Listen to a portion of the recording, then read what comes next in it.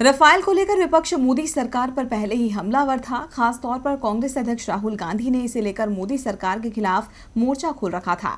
वहीं अब चुनावी मौसम में सुप्रीम कोर्ट ने भी मोदी सरकार को तगड़ा झटका दिया है। शीर्ष अदालत ने मोदी सरकार की आपत्तियों को खारिज करते हुए पुनर्विचार याचिकाओं पर सुनवाई के लिए हामी भर दी है।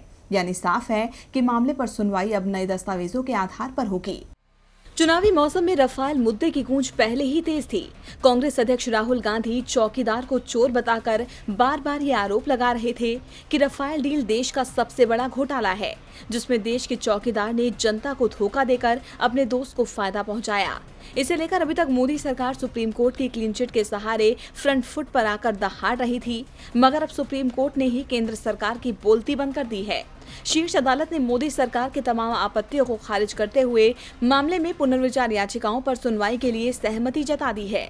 दरअसल 14 दिसंबर 2018 को सुप्रीम कोर्ट ने अपने फैसले में रफाल डील की प्रक्रिया में गड़बड़ी से इनकार किया था और डील को चुनौती देने वाली तमाम याचिकाओं को खारिज कर दिया था, जिसके बाद फिर पूर्व केंद्रीय मंत्री यशवंत सिन्हा, अरुण शौरी और वरिष्ठ वकील प्रशांत भूषण ने नए दस्तावेजों के आधार पर इस फैसले के खिलाफ पुनर्विचार याचिकाएं दायर की थी।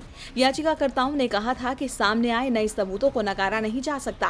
ये दस्तावेज मोदी सरकार की पोल खोलने वाले हैं, जिसे लेकर सुप्रीम कोर्ट में लंबी चौड़ी बहस हुई, जहां केंद्र सरकार ने यह तक कह दिया कि ये दस्तावेज अवैध रूप से फोटोकॉपी किए गए और फिर लीक कर दिए गए।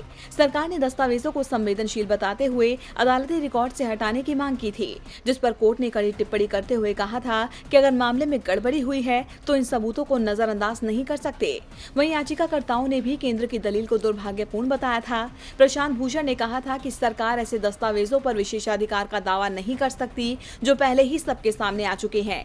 धारा 123 में वही दस्तावेज सुरक्षित हैं जिनका प्रकाशन ना हुआ हो, लेकिन ये दस्तावेज पब्लिक डोमेन में है। लंबी चौड़ी बहस के बाद कोर्ट ने अपना फैसला सुरक्षित रख लिया था, जिसके बाद आज सुप्रीम कोर्ट ने मोदी सरकार को बड़ा झटका दिया है।